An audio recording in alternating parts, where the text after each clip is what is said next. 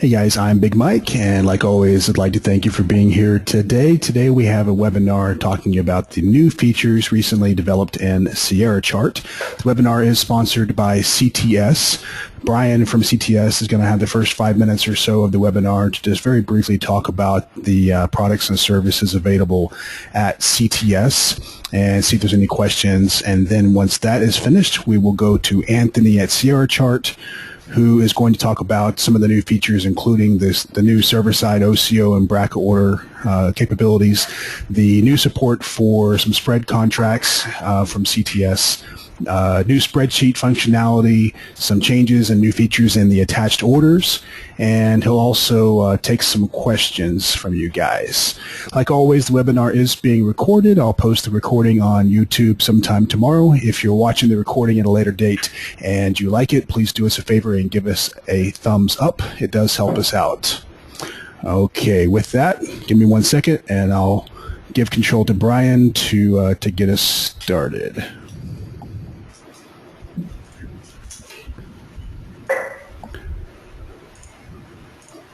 Okay, Brian, you should have the option to share your screen now.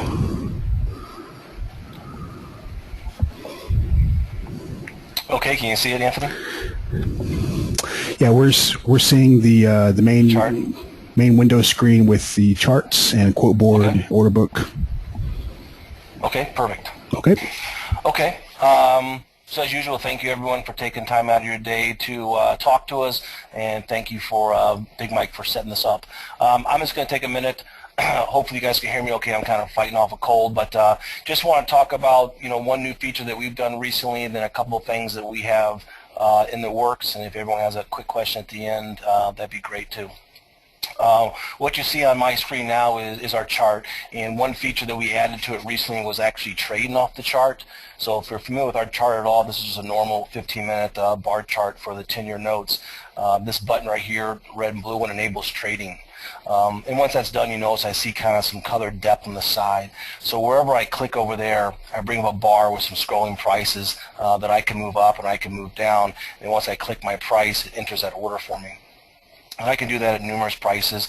I could even click up here and do a stop order and so forth. And once you see those, I'll try to make this a little bigger for you. I have a choice of dragging and dropping. So if I want to change that price, I can drag that up there and change it. I can delete one order at a time, or I can use my button up here and delete them all at one time. The X's on my chart are showing my filled orders, and obviously my working orders are shown when I click up here with the box and the other cancellation. Along with this, you'll notice in the top here I see my net position in P&L. Again, it's something people have asked for over the last year or so. People that don't use the contract windows or the ladders, the domes, whatever you want to call them. You see a similar situation here, and we kind of like the idea that as you click this, you see a number of different prices. It pops up on the price you click, but you can easily scroll down and pick a different price and put that in there. So very basic, and if I slide this over, you notice everything I'm doing shows up in my order book as it normally would. So no matter where you put the order in, whether it be off a chart or off a contract ticket or off the ladder, it's still going to show up if you have your orders displayed in the charts, and you can always revise in there, or you can also revise in the order book as you normally would. A couple of things that we're working on is if any of you guys have used our mobile application before on your phone, you know it's just basically a website you go to. So we're actually going to develop that now into an actual app, and the first one we're going to deal with is Android. So I just got a beta cut of that this week. Much more stable, much more robust than our older version. You actually see a true contract ladder with all the bells and whistles that our desktop has. So I think that will be an exciting new app, and like I said, I just got that in beta, so hopefully if things go well around the first of the year, we'll be able to launch that. For those option people out there, I know I think Mike, it was a month or so ago, we did an option webinar for you guys and got some good responses for that, and we've continued to develop that further. At that time, I'm not sure we had all the UDS and RFQ capabilities that we have now, but basically giving you the ability to create any spread you want, RFQ that out to the market. It's automatically created by the exchange, and you see it on your desktop, so no reason to call the exchange or have someone else create it for you. We have a time and sales window that combines every option. Let's say you watching corn. It will show you every strike that's being traded in corn, the volume and the time that it's trading. So a very nice all-encompassing window to show all that data. We also come up with a new way of showing the sheets, and we call them multi-sheets, so I can sit there and create 3 or 4 or 5 months and scroll easily between them. Not so much a big deal if you're on a nice big desktop, but for a lot of our traders who are still on the floor and have a little mini iPad or laptop, it's a fantastic feature to fit a lot of sheets into a small amount of space. And probably our last development, which many of you guys fast forward in the past, it keeps kind of getting pushed back in the scope of things, has been our auto spreader. We have made progress with that. It is out in beta right now that I'm messing with, and I have a few test people that are playing with. And again, kind of on the same timeline as our Android app, we hope to have that out end of the year, beginning of this year as well. So if there's those of you out there like to beta test that or be involved in that in any way, shape, or form, you can certainly reach out to me at Brian at ctsfutures.com and let me know your interest level there, and I can try to get some people set up with that beta testing. But that's it in a nutshell, kind of what we have going on. A new feature being the chart trading, and a handful of new things we have coming out at the beginning of the year or early next year. And that wraps up my intro. If you want to ask me a few questions, Mike, I don't know how much time we have. Anthony wants to get started, but I have a few minutes if you guys want to ask me a couple of questions. If not, Anthony's free to get started. Okay, so let's see if anybody has questions for Brian for CTS before we go. So the Android app interests me. Do you happen to know how it would handle, like, can you be logged in both on the desktop and the Android app simultaneously and be able to manipulate positions either side, and everything is still tracked properly, or how does that work? Yeah, everything is definitely tracked properly, no matter where you put something in our system, whether it's off a browser version, the mobile version, or the desktop version. Everything's synced to the same SQL server, so no matter where you put it in, where you revise it, it's going to show up in all 3 places, so that's not a problem. Due to some of the new CME market data rules, if your audience has been following those, and I believe I'm right in saying that technically we don't allow a mobile and a desktop to be logged in at the same time, because we can't track that, and technically they want to call that 2 users, who then turn around and potentially calls you 2 different sets of market data fees. So as of right now, no. They're still kind of looking at some of those rules. They have a new program they have coming out, they call a netting program, that might allow people to log on multiple occasions at one time with only being charged 1 fee. So if things like that change, we might be able to change that rule. Okay, very good. All right, so if anybody has any other questions, or if they're watching the recording, then they can just send you an email, Brian at ctsfutures.com, right? That's perfect.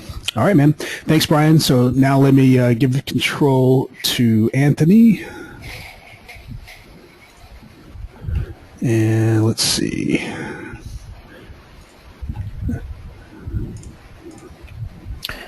Okay. Can you hear me okay, Mike? Yep, we can hear you. Let me just get the screen clean option. Okay, so that should be good. Then I'll just head over to Sierra chart and... okay, we got it. Okay. Looks good. Okay, and I see one question that says, well, let me actually just detach this question here, make it bigger. Someone's saying they're not getting any audio, but anyway, they'll need to check that on their side. There's always someone. It works fine. Okay.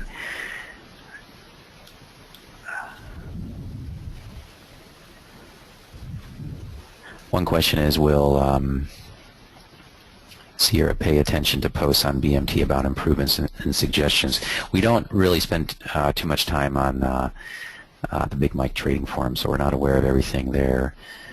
And someone's asking about the company structure of Sierra. Well, we're a team of about 4 to 5 developers right now, and we all contribute to the development.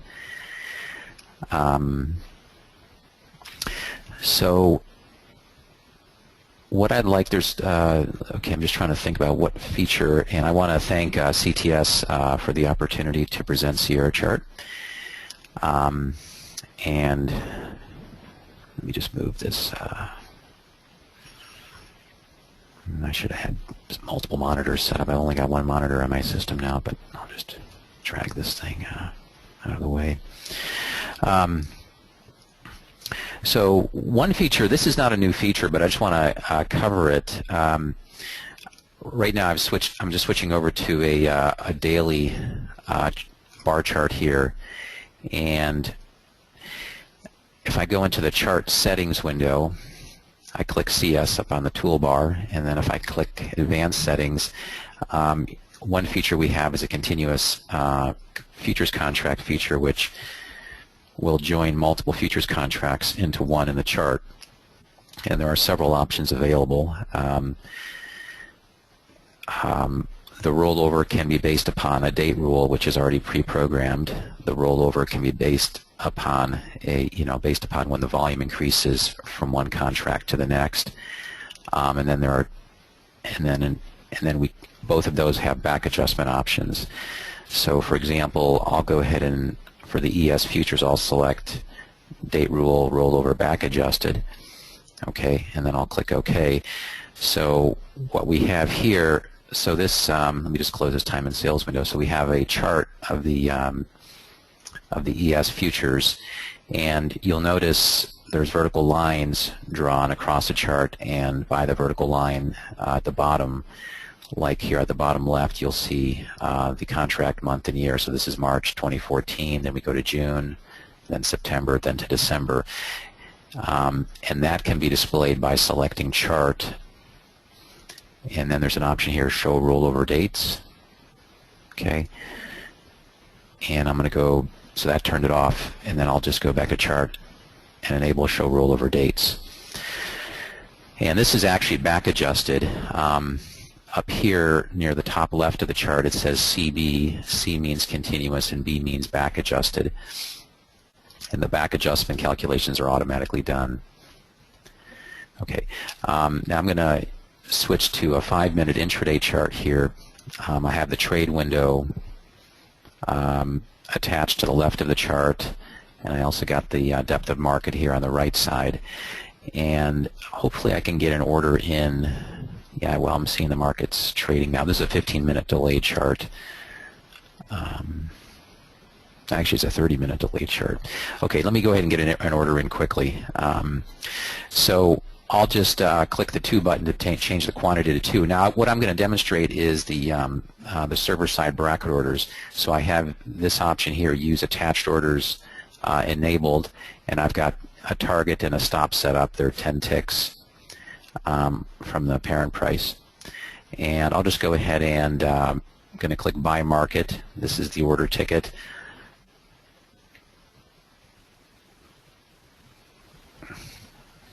That doesn't make sense. Let me see. It should be enabled, but I'm not sure why it's giving me that. This warning here says you must stay connected until the main order is fully filled. That wouldn't apply in the case of CTS now that this is server-side managed, and I can confirm that. So I'm going to, well, actually what I'm going to do, I think I know why that's the case, because it's a market order. Okay, let me go ahead and put a limit order, and that's the only way I can clearly demonstrate it. Okay, that makes sense. So I'm going to put buy limit in. Okay, that warning no longer shows up. This is the order ticket, and I'm going to click yes. So the middle order is our entry order, and then at the top we've got our target order, and then at the bottom this is the stop order. Okay. So now this is actually all sent as one unit, as one set of orders, these 3 orders over to CTS, and we can tell that it's a server-side bracket. If I go to the trade menu and select trade orders and positions, okay, so this is our order book window. These orders in yellow here at the top are the open orders. Okay, so we have 3 of them. We have our original entry order here, the limit, and then we have, which is a buy, then we have our target, and then the stop order. The quantity is 2. Now we can tell they're server-side brackets because of, if we look at last order action source, we can see here, this is the entry order. This it says new because, you know, that's when a new order is submitted, it'll say new. But this one here, which is a limit, it says suspended. Okay, and it says, you know, here at the end, order held, and the stop order up here is also suspended. So this is how you can confirm that this is a server-side bracket and the orders are being held by CTS. So this is a really nice feature. I mean, now you can just submit, you know, a whole bracket order and then just log off, you know, just shut down Sierra Chart and you know it's working on CTS.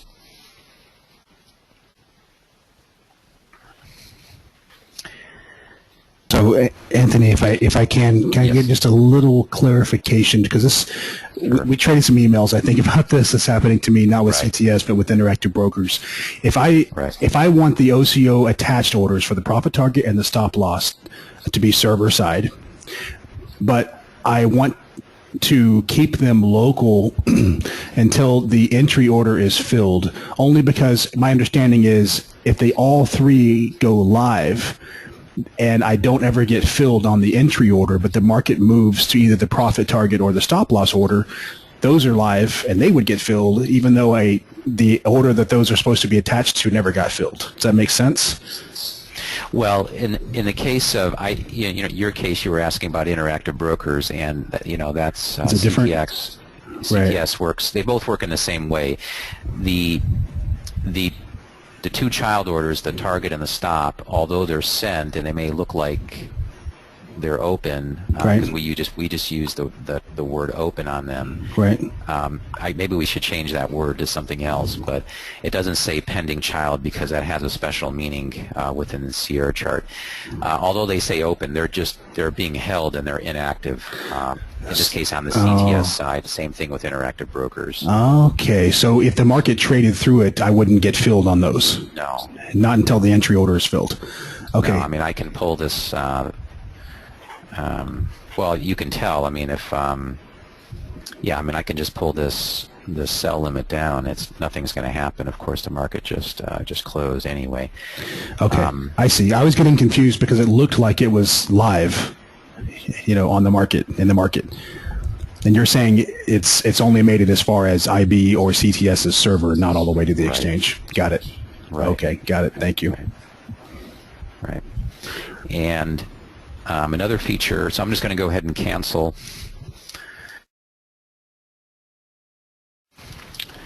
these orders. Another feature is, let's say I want to enter just an OCO order.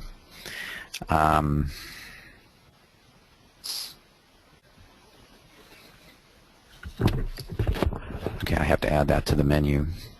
So I'm going to go to Global Settings, Customize, Chart Trade menu. Okay, so I'll add this one, OCO, Buy Stop, Sell Stop. So I'm going to right-click on the chart above the market, and I'll select OCO, Buy Stop, and Sell Stop. And then I'll move the pointer down below the market, and I'll click. Okay, now, so we've got two stop orders, a buy stop and a sell stop. Oh, wait a second, why does that? Oh, these, actually, let me just uncheck. Use attached orders, that'll make it more. Otherwise, it's going to get too confusing. Okay, I'm going to select OCO, buy stop, and sell stop, and then I'll click down here. Okay, so we've got a buy stop order and a sell stop order. Now this is in an OCO group, and I'll just click yes.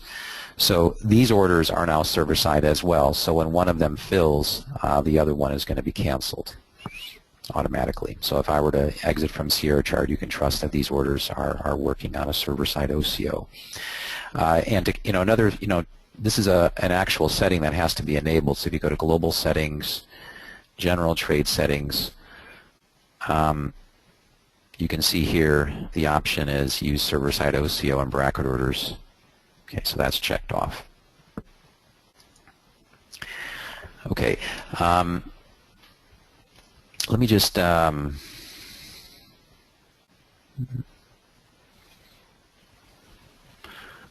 me get the questions detached here and get through some of them so they don't start piling up. So, and one question is that a new kind of market depth bars on the right side of the chart? It's not new to Sierra chart. We've had this for quite some time. And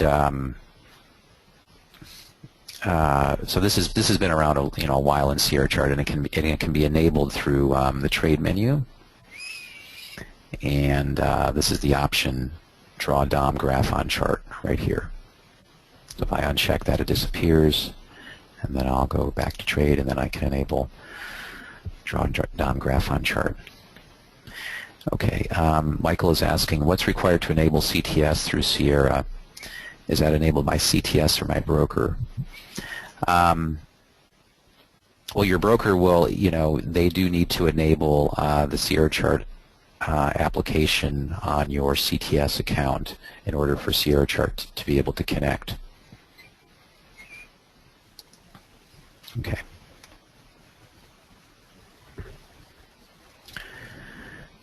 Okay, so I'm just going to move these questions out of the way. Do you see this, Mike, when I'm looking at the question board? Does that show up, or do you? No, it's hidden from us. Okay.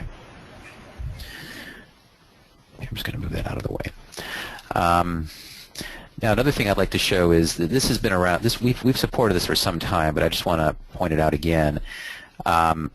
Okay, I clicked FS on the toolbar for find symbol, and we see here all of the various exchanges supported by CTS. So if I go to, for example, here, the CME equity futures, I'm selecting the one that says D30M. That means delayed 30 minute, because that's what this particular account has access to. It's a bit of trouble to get the live data with all the CME rules. That's kind of an annoyance, especially with development. I mean, especially when it's connected into their development server, that we get some odd pricing. So, like if I just, if I just select any of these particular futures markets, like let's just take the ES, okay? And if I click Get Additional Symbols, now that'll fetch from the CTS server all the available spread contracts for the ES, the ES contract, and they all list out here. So I can just choose one of these. Let's say I'll just pick this one, the spread between the December 2014 and March 2015. Okay, and then I can click Open Trading DOM to pull up a trading DOM for that particular spread. Let me just resize it. It's a bit tall. Okay, so then you can, I'm just clicking here in the middle on the scale, and I can move this up and down. So here's a spread market that can be traded.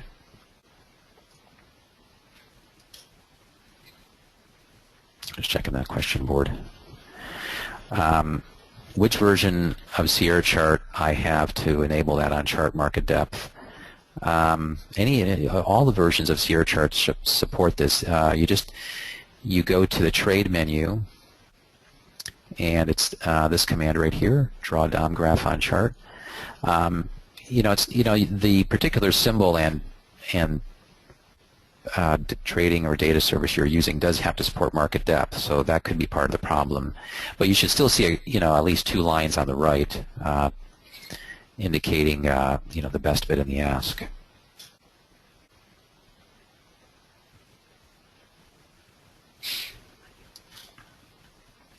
Okay, and they found it. Okay, great. So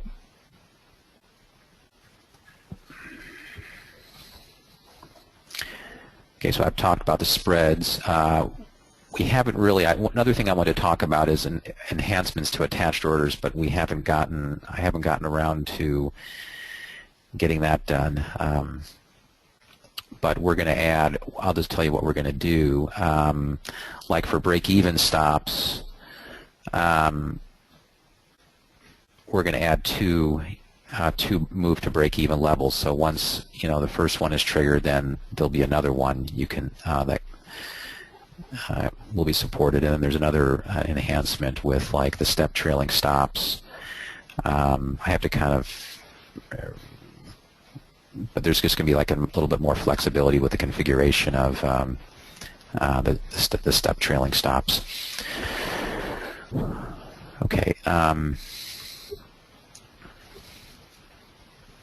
So I've talked about the continuous futures contract feature. Okay, another neat feature is I'm going to go to the global settings menu, and then I'll select general settings. And we've got support now for text to speech alerts.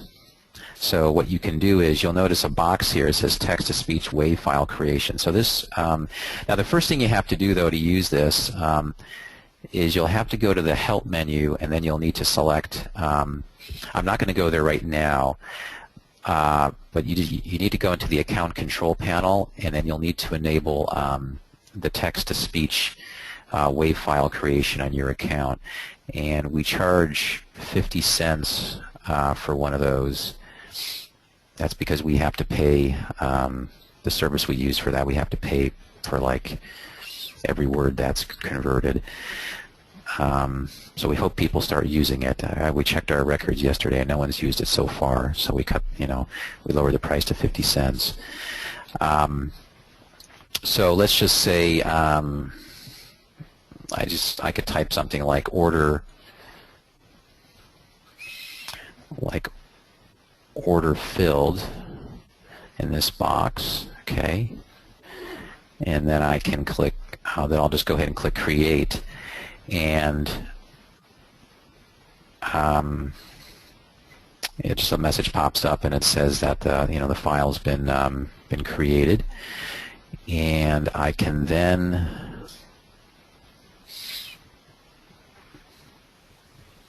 I'll just go ahead and hand type it. I can then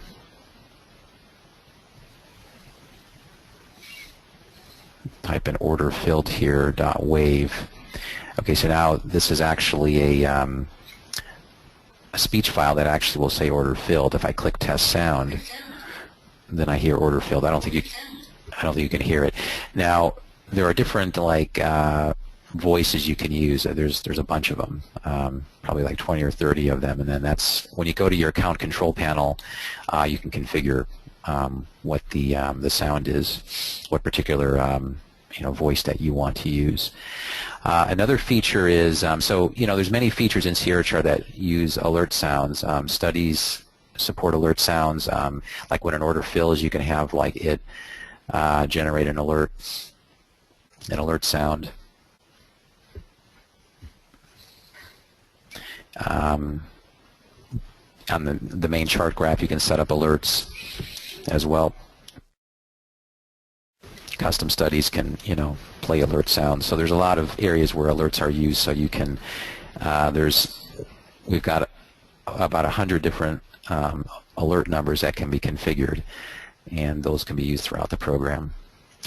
Now, another thing you can do when an alert is triggered is enable send SMS when this alert is triggered.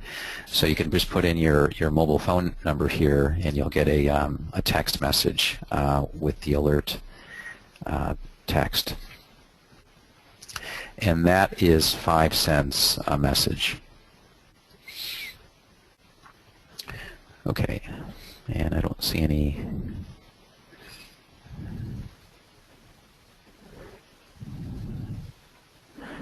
Let me look at one question here. Is there an overview of what is supported server-side per vendor? Or an overview. Okay, is there an overview of what is supported server-side per vendor? CTS will have other supported options. Where the maker CQG or TT. Yeah, I mean, on our website for each service that we support, whether it's CTS or any of the others, you can on the page for that service you can it indicates whether server-side orders or server-side OCO is supported, and whether server-side bracket orders is supported. Okay, another question is, for attached order, how can a standing stop order be converted into a trailing stop while the attached orders are activated? Meaning we are in a position and take profit and stop orders are active. You cannot. You really just have to, let me cancel these orders out. You really just have to cancel those orders, and then you'll need to, there's an order type called, you'll have to then just reconfigure your stop order, or you can use a trade window configuration up at the top here. You can, if you have like a configuration that's includes the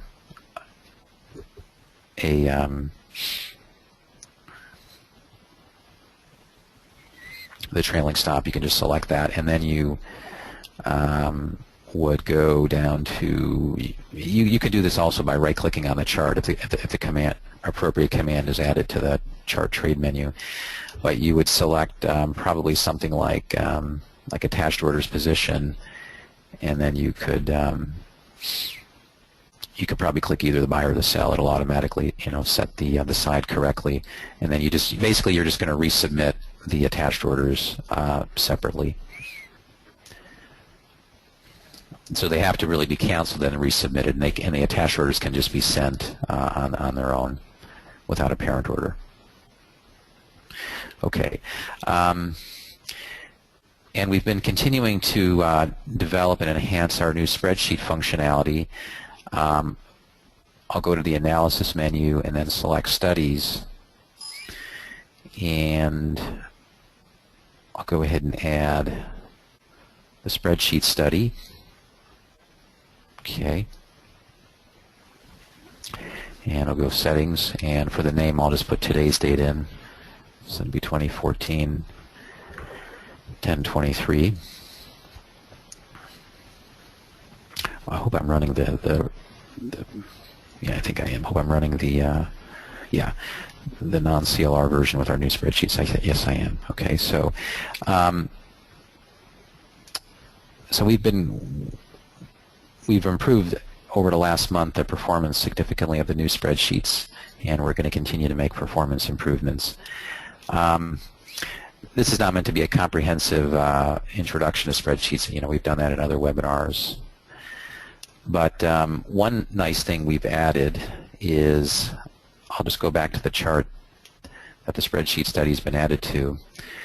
Well, let me just kind of just put something simple in, like I'll go ahead and like the K, I'll just do something simple, like I'll just say okay,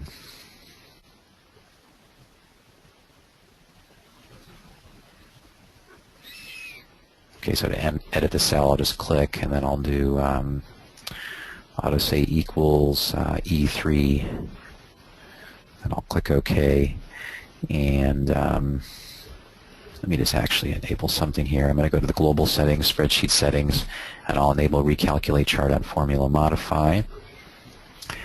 I'm going to go back to the chart. I'll select chart and then recalculate. So this is really not much of a formula, but basically this formula just gets the last trade price and just graphs it out. So we just see a graph at the bottom that really is just equivalent to the last trade price at each bar. But if we go into the settings for the spreadsheet study, I'm going to right click and then select the study name.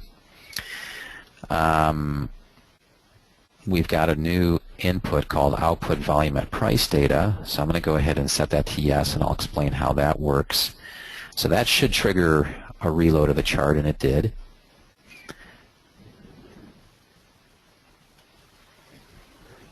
Just having a look to see if there's any new questions. Not a lot of questions. Now if I go back to the spreadsheet, I'm just going to access it at the tab here at the bottom. Now the volume at price data, this is something people have asked for, so it's now outputted to the spreadsheet, and it shows up beginning at column BA. Okay, so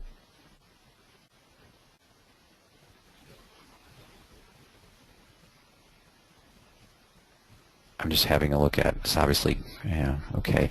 I had to scroll over quite a long way to get to some data.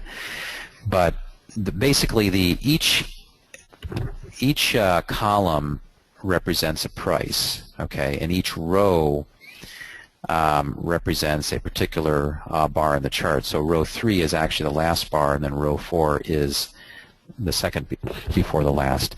So like for example, the last bar, what we can tell is the market has traded at 1945.75 and 1946, and this is the volume for each of those prices.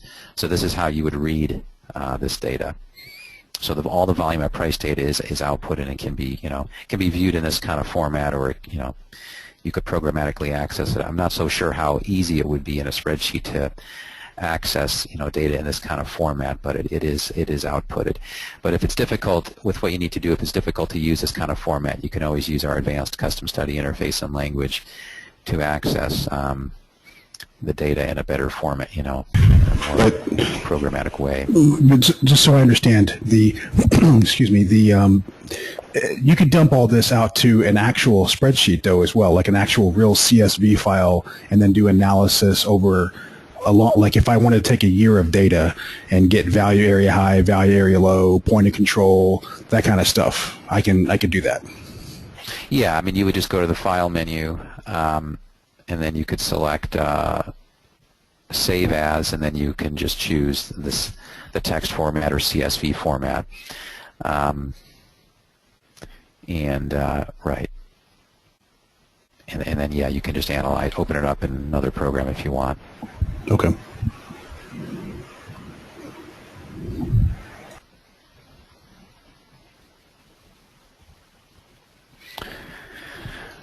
Okay, well, did another question just come in? Let's see.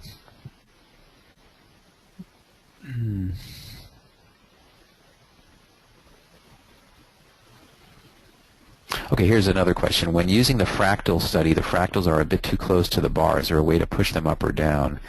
Let's have a look at that.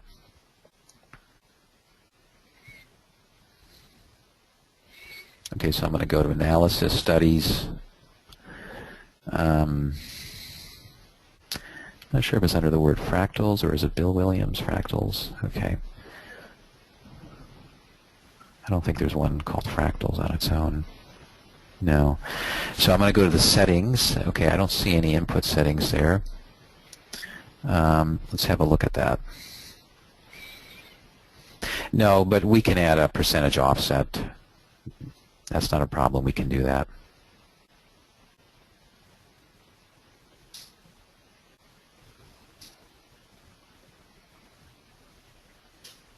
Okay, here's another question. These seem to be showing up in an odd order. Okay, I think I've got it sorted properly now. Okay, so this question about the Renko, it just says, especially on the Renko, can I show multiple, or maybe he's asking if he can maybe offset those these fractal arrows on the Renko. Yeah, well, that can be done. We'll add a new input to that to offset it as a percentage or maybe as a number of ticks. So the next question is, can I show multiple symbols on the same graph? For example, show ES, TF, YM, NQ, ZN, ZB, all in the same graph for comparison purposes? Yes. Let's, for example, this chart here, I'm going to switch to it. This is a daily chart of the ES, and I'm going to switch to a daily chart of the YM. Now, the YM is not continuous, but I'll make it continuous. I'll click CS, and I'll go to Advanced Settings, and I'll do Date Rule Rollover, and I'll back adjust it. Well, I'll tell you what, I'll just make a Date Rule Rollover, and I'll click OK, and the data is being downloaded now. Should finish up in a few seconds. Okay, and it's all done. I'm going to go to the Chart menu, and I'm going to do Show Rollover Dates. Whenever you're enabling the Continuous Futures Contract option, it's always a good idea to go to Chart and then Show Rollover Dates, and then just have a look at it. You can then see that really makes it very clear where one contract ends and the next one begins. But this chart, you can see it's chart number 2, and let's go ahead and overlay on this one the ES daily chart, which is number 4. So I'll go to the study window. I just clicked SW up in the toolbar, and then I'll go to Overlay Single Line, and I'll click Add, and then I'll click Settings.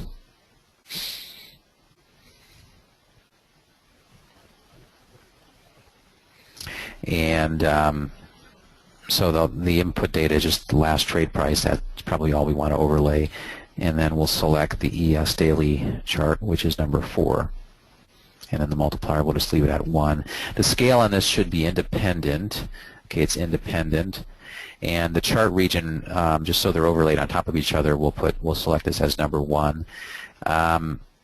I just went to the subgraphs tab. I'll change it to some other color. I'll just use like this, kind of like this violet color. I'll just make it 2 pixels in width. So I'll click OK. And so now we have the, as an independent scale, the ES overlaid on this YM chart. And then I can just keep doing that for other charts. I have to first open them up. Anthony, what's the difference between the study that you just used and there's one called, from memory, I think it's study price overlay or something like that. It starts with the word S, not O. Right, right. That one is meant to primarily overlay studies from another chart, but the main difference is that one is meant to overlay the studies or a main price graph that from a chart that has a different time frame per bar. That has special mapping. I see. So you could take it. Okay. To match up. Right. Sorry. Otherwise, in this particular case, you just want to use like the overlay single line study. I think single line is easier because if you start putting a lot of bars on this chart, they might get kind of confusing looking at it. No, I agree. It's just that it makes sense because for me personally with my charts, excuse me, I have a bunch of 1 second breadth analysis charts from IQ Feed that I overlay on all kinds of different time frames, 100K volume, daily, whatever. So now I realize that's probably why I'm using that one is because it was different time frames. Okay. Right.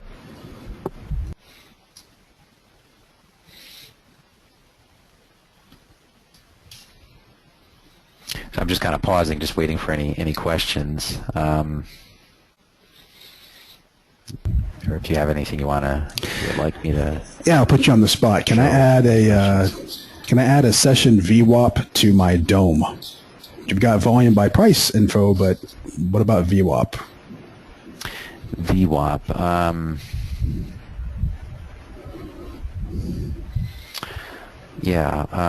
Let's see. I don't think we've allowed that to be added. No. So session VWAP.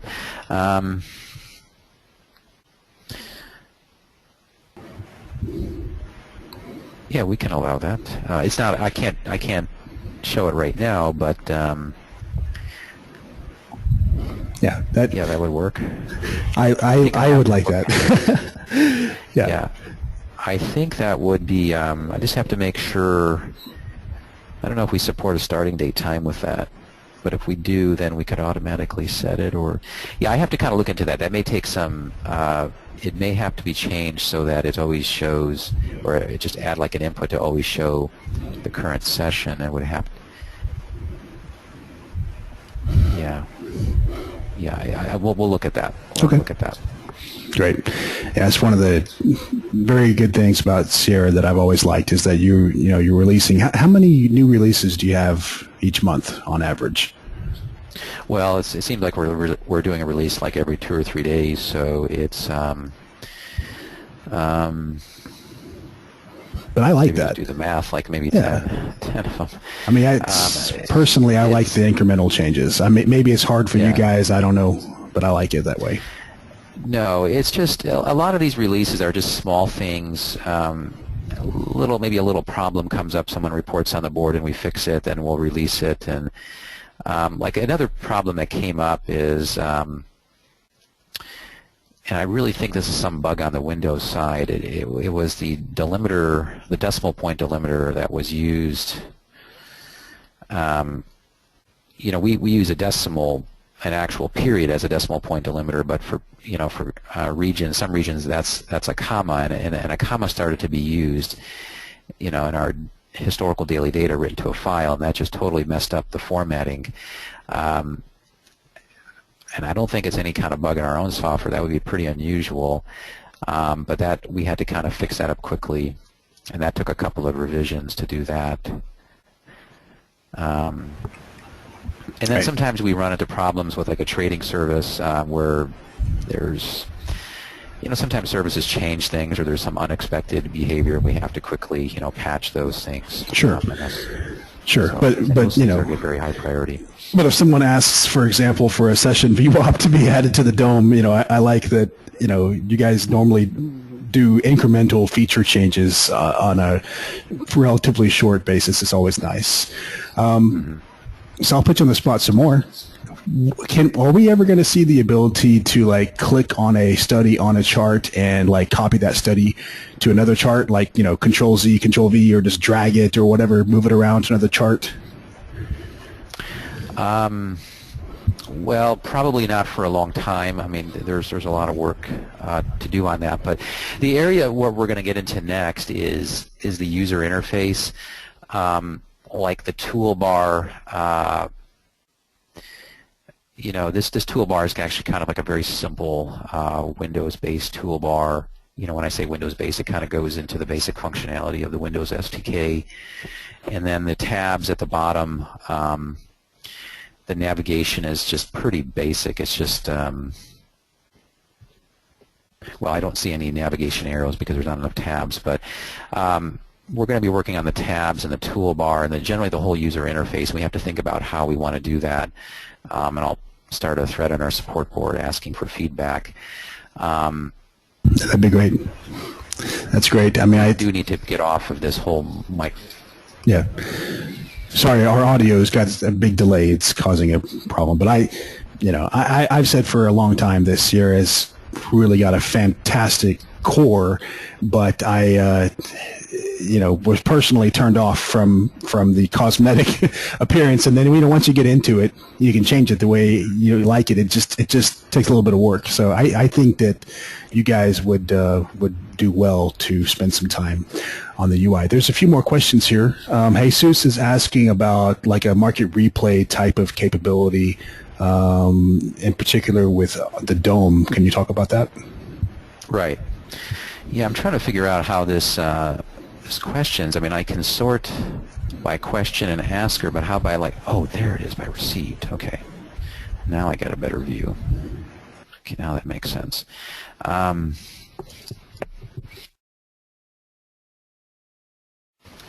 Okay, so how can I replay a session including the DOM?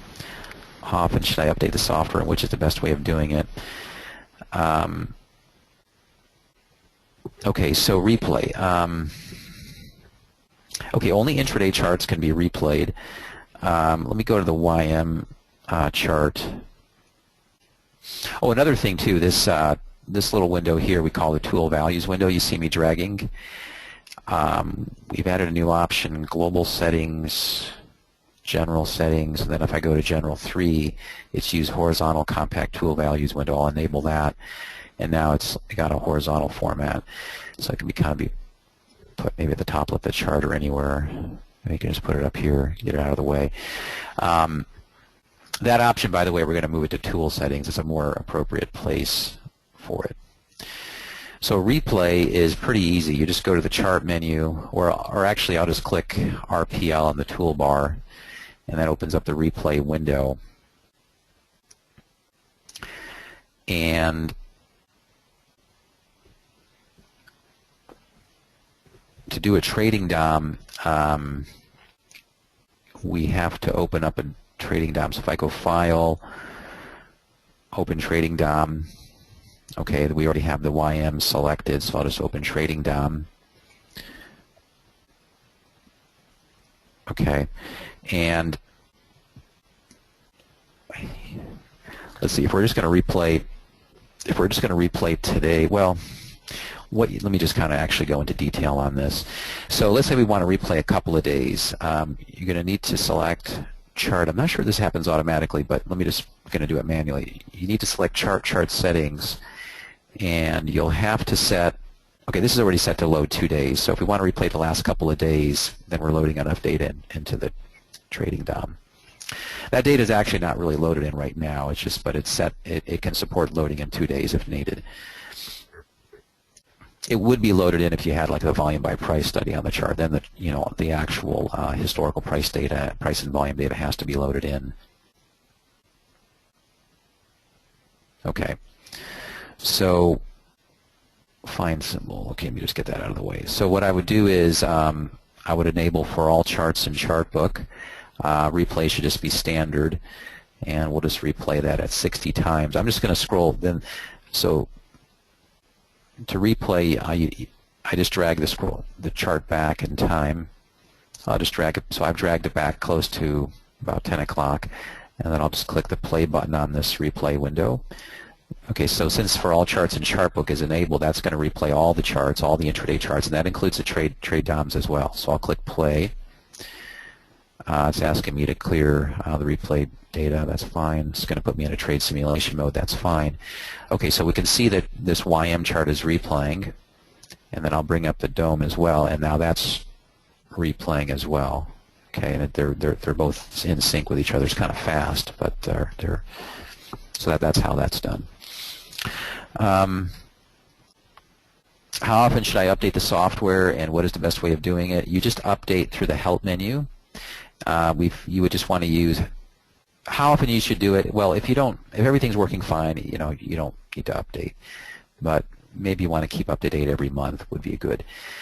So you just choose one of these commands. It would be usually download current version unless we instruct you to download pre-release. And if you have been using the spreadsheet functionality in Sierra Chart for a long time now, you're going to want to choose old spreadsheets. Or let me just say, if you've been using spreadsheets in Sierra Chart and you haven't migrated to the new spreadsheets, you're going to want to choose old spreadsheets. If you're a new user of Sierra Chart or you haven't been using spreadsheets, or you've already migrated to using the new spreadsheets, and you choose new spreadsheets. So it's still going to be a while yet, probably another 6 months before our new spreadsheets kind of get to a point really where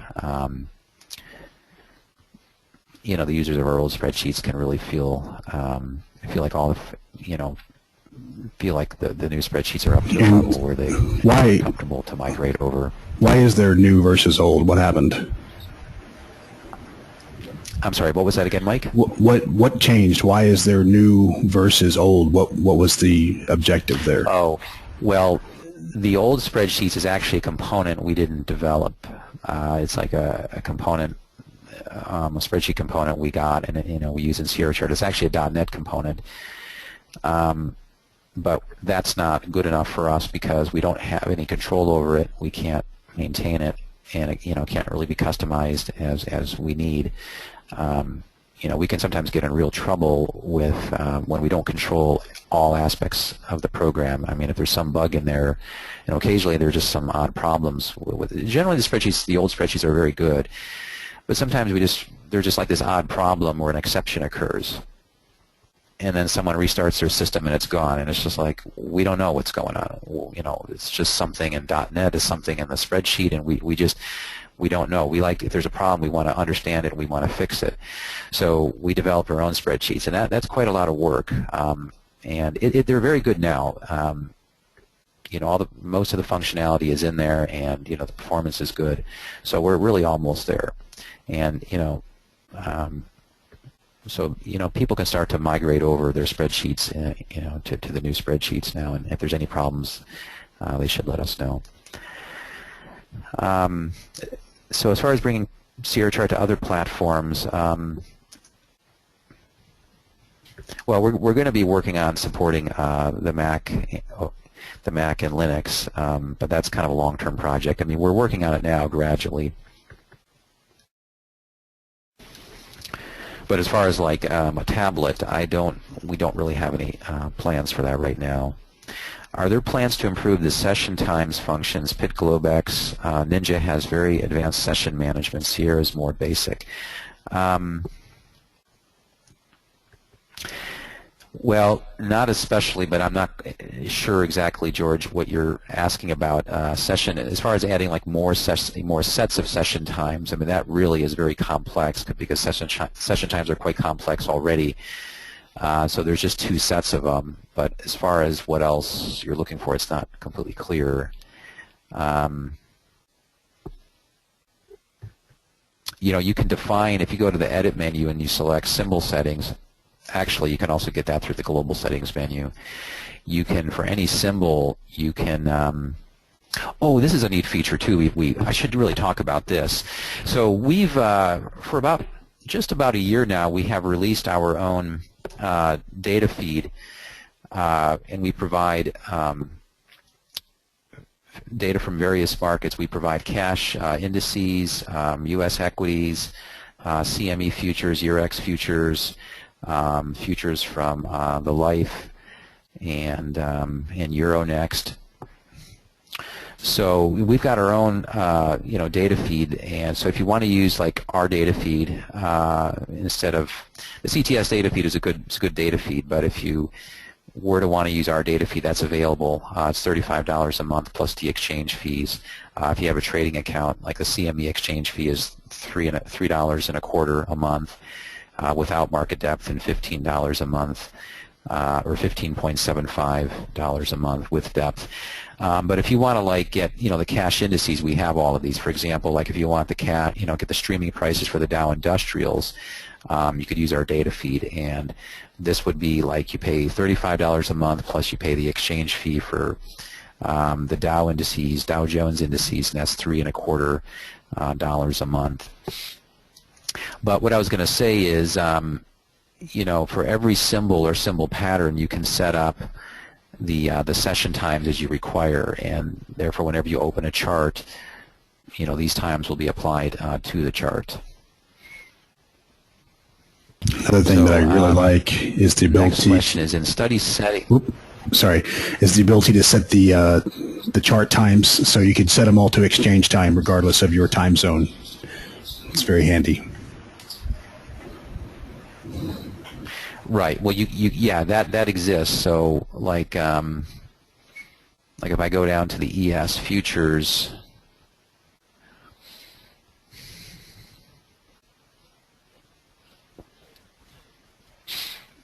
like let's say I choose this symbol, then I go to intraday. You can choose the time zone, like you can choose Chicago time, and then set up the the exchange times for the symbol, and that'll automatically be translated to the Sierra Chart time zone.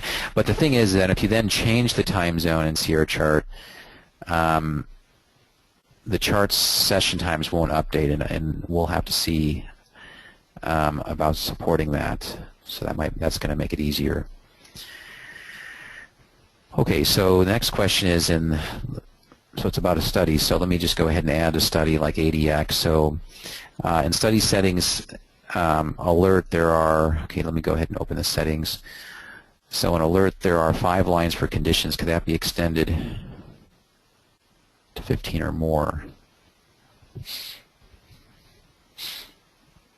I'm just going to put some numbers here. So 1, 2, 3, 4, 5, 6. Well, you can use a lot of lines, but I think the idea is that you can't see them all. Yeah, I mean that's simple. We'll go ahead and just enlarge that text box since there's so much space here. So yeah, we'll just we can easily double the size of that box. Or JD is asking for it to be tripled. So yeah, we can make that a lot bigger. There's no problem.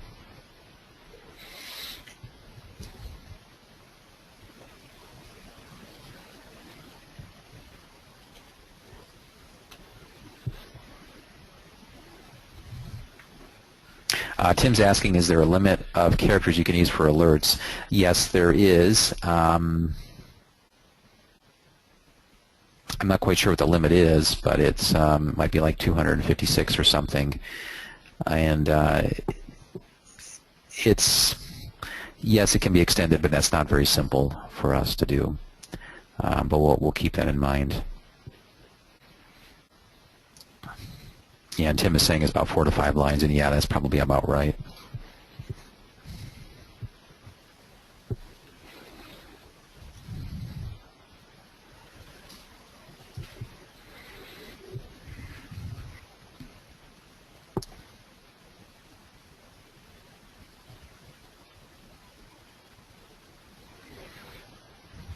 So, Anthony, I've got a just waiting for you. Go ahead. got a question for you. Sure. Personally, I run 2 copies of Sierra. One is using my charts for IQ feed, and then I've got another one that just has my domes with my broker. Is there any plan? I mean, it's not like it's a problem or anything, but is there any plan to ever put that together, or what was the thought process of separating it like that? I mean, it's just different than other platforms out there. It seems to work. I just want to understand if it's technical reason or if you ever plan to change it. Or Yeah, well, so that has already been solved. I mean, in a way, like if you want to use, so I assume you're using IQ feed because you want a better data feed than the data feed from your broker, right? Right. Yeah. Right. So we have solved that. I mean, we have our own integrated data feed, which can be accessed in the same instance or copy of Sierra Chart that you're using with your broker, and the data from our data feed, the Sierra Chart Exchange. It's called the Sierra Chart Exchange data feed. That just replaces the data feed from your broker for the exchanges you have activated on your Sierra Chart account. Now, as far as like IQ feed, so so I'll just say can have a look at using our data feed instead of IQ feed, but as far as like, it's not that there was like an intentional design decision to like have to use 2 separate copies of Sierra Chart to combine data from like one data service and use it like with a trading service. Sierra Chart was originally designed to connect to one service at a time, and supporting multiple services at a time is, that's not so simple, especially back in the old days when there were these miserable API components being used, and I'm not afraid to say that, where there's these proprietary black box components that run within the address space of our program and crash it and have all kind of odd behavior. We've gotten away from all of that. Sierra Chart just uses direct connections to all the services now. There may be a bridge program. In a couple of cases, there's a bridge program you use, but that just runs as a separate process. So it's really more a case of just how things were originally designed. Now, our own data feed is integrated with other data feeds. But that's kind of because that kind of just uses like a standardized protocol, right, the DTC protocol, to connect to our server, and then the DTC protocol runs like as a subservice. Well, the only reason it really makes any difference to me is because on my DOME I happen to use volume by price, and since my broker happens to be Interactive Brokers, that's not a very high quality feed, right? So I don't want their data, so I want my DOME to have high quality volume by price data, but also have broker, orders, obviously. Right. So I end up having to do the whatever you guys call it to share the data across the platforms and all that. I mean, everything works. Right, and that's been solved, Mike. You just subscribe to our own data feed. It's not that we're not making any money on that data feed. That's provided through like from BarChart. They're the vendor of record. They host our. It is our data feed because it's running our hardware and our software, but it's hosted in their data center, and they're the vendor of record, and they control all the back-end authorizations. So you could just use, just turn our data feed on. I mean, it's $35 a month plus the $3 for the CME, and that solves it. But you do have to pay extra for that. But you probably use IQ feed for other things. Just want to use that and don't want to spend the $35. And yeah, it's just that we have to. The IQ feed interface would have to be developed as a subservice, and then mapping has to all be set up. And we've done all that with the DTC protocol in our own data feed, so it's just yeah, it can be done. I mean, the capability to do that does exist, but it has to all be set up. Yeah, I mean, I was just asking if there's any like Yeah. plan in the future, this grand plan. You talked about maybe looking at the UI. You talked about Mac Linux support. I mean, obviously it's like a major structural change to add multiple account handling into the platform. Yeah. Well, we do support multiple accounts. I mean, already multiple trading accounts. I mean, multiple technologies under the same instance. Yeah. Yeah, I mean, like I said, it does work through the DTC protocol. Like if we were to, I mean, probably the way as I think about it, the way that we would approach it is we would just create a bridge program for IQ feed that uses DTC, and then you could and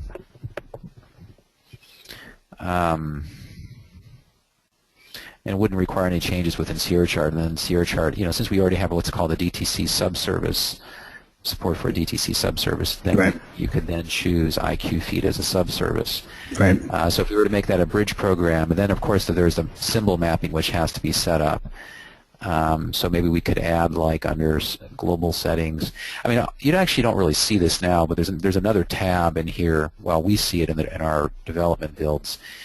It's like the symbol mapping for the Sierra Chart data feed. So maybe we could expose that, then you could always just change it to use IQ feed settings or something like that. So, I mean, it's all in there, Mike. It's just a matter, it's just kind of restricted to the Sierra Chart feed. George has a good question. It does require us to go. Yeah, don't worry. I mean, it all works the way it is. I was just thinking, what your plans are. I wanted to pick your brain. Yeah. George is asking. He says, one of the unique features in Sierra is the ability to combine multiple studies without scripts. Can you demonstrate this? Mm-hmm. Yeah, like subtract A from B. Right. I'm just thinking of an example. Yeah, I can just create just like something really simple. Well, just want to talk about the Sierra Chart data feed. I mean, so we have a lot of people running that right now. It's like 300 users, and so we, many people are just, to get a better feed, they are, they can just they are using our data feed, and it's fully integrated with their broker all in one instance. So. So for many people, we've solved it. But yeah, if you do want to use IQ feed, that is a limitation. So let's see. If I go moving average simple, I'll add that, and then we can do something like do like study subgraph add. Well, so let's just say I want to add like 1 point, or let's just say we add 10. This is that YM. Let's say we just add 10 points to it. So input data is open. Okay, we have to base that on the moving average simple. Input data, so amount to add, then I'll just make that like 10. Just increase that to 2 pixels, just use just a different obvious color. Okay, so let me change the region it's displayed in. So I mean, I use what this. have we got here?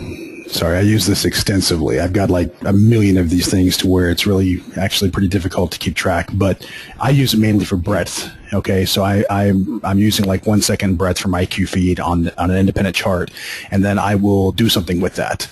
So I will, accumulate it, or I will add multiple breadth together and do some type of a multiplier, or whatever, and then I'll do a study overlay from that chart onto other charts. I use that all the time. It's great. But it is sometimes, at least for me, difficult to remember and keep track of all the relationships between all the different charts. They can get a little hectic. Right. So what we've done here is we've added, I added a moving average study. That's the green line. Then I've just added 10 to it, and that's this violet colored line.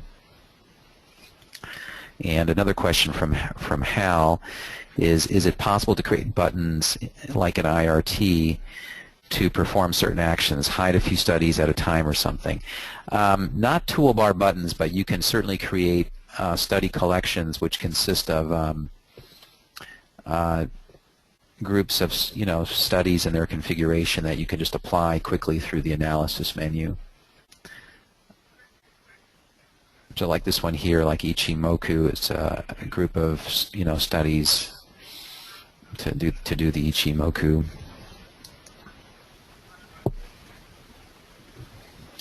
And if you want to hide some studies, you could then create another study collection. Or, well, actually what you would do is you could just hide, go into the study window and hide the studies that you want, and then resave the study collection under a different name, and then switch between them from the analysis menu. And we could always add toolbar buttons to as another shortcut for these items, but they're easily accessed right off the analysis menu.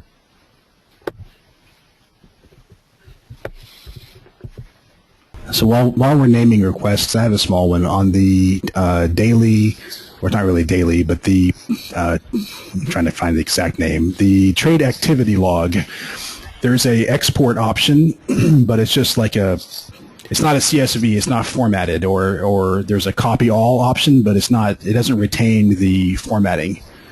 If that was easy, I would like to see that personally. So if we go to the trade activity log, if you go to File, Save As, I mean that saves it as tab delimited. It'll save the current tab. I mean when I say tab, the tab, I'm referring to these tabs like trade activity, trade statistics. And when I say it's tab delimited, it's a tab character delimited. Okay. Well, okay. I didn't look that close, perhaps, but it seemed like it was really, really garbled on the formatting. It just lost all the formatting to make it really, really difficult to manipulate in another program. I'll look at it again.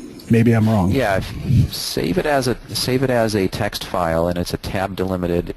The characters or the fields are all tab delimited. Mm-hmm. And if you just open that up within a spreadsheet, it should look just like you see it here. Like the column, the first line is going to be the field names, and okay,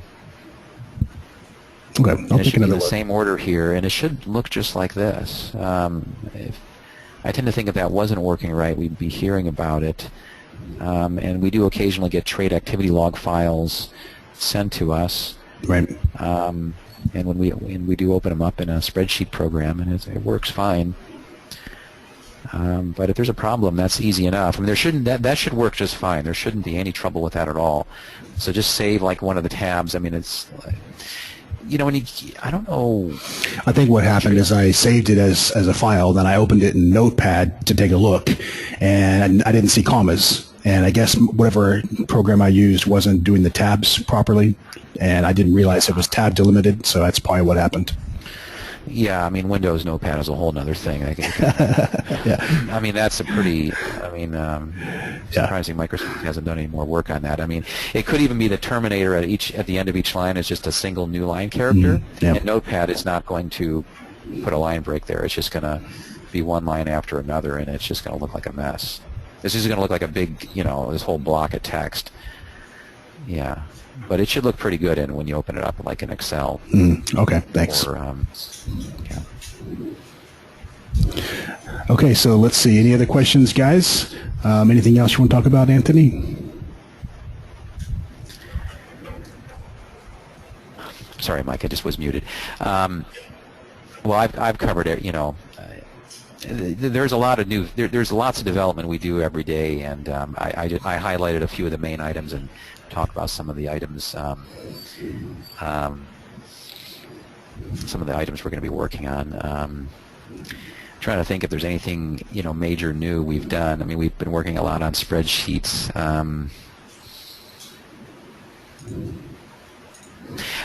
We've got a lot of. Let me go to customized trade DOM columns. We've done work on that. We've added some new columns.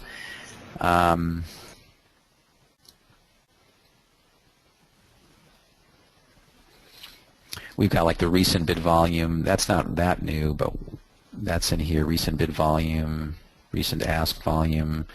We've got current traded bid volume, current traded ask volume, current traded total volume. So these are some new fields that have been added that can be put on at the trading DOM.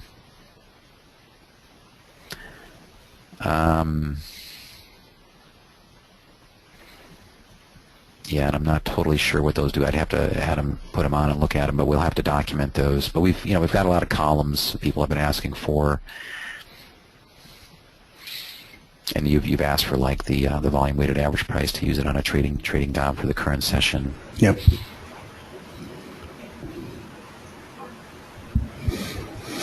Okay. I don't see any other questions, so we can stop it here. And I just want to say that anybody that wants to try out Sierra, they can go to your website.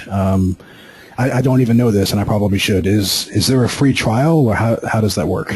Right, a 15-day trial, a 2-week trial. Okay. Okay, cool. Or they can check with their broker, because I'm sure some brokers are doing it right. discounts or whatever. So. Right.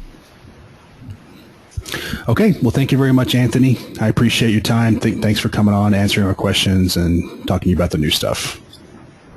Sure thing. Thank you, Mike. And, all right, and guys. Thanks to CTS as well. Yeah.